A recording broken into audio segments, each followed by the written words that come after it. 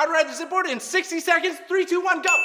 Fully charged Zipboard, clear area with flat level ground, strong friend or sturdy table, pads, and helmet. Practice dismounting, first by jumping off with 2 feet at the same time with equal pressure. Then by tilting your foot to be clear of the foot pad. Deploy assist wheel.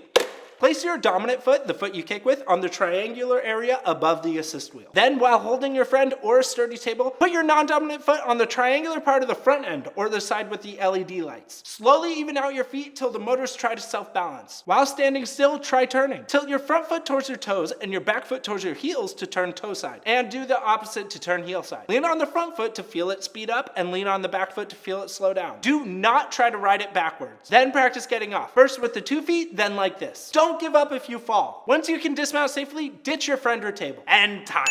If that was a little quick for you, you might want to check out our longer, more in-depth how to ride tutorial. It's got a lot more information. I also recommend checking out our Zipboard unboxing video for some more tips and tricks on how to care for your brand new Zipboard. Thanks for watching, and let me know how I did in the comments below. I'll see you in the next one.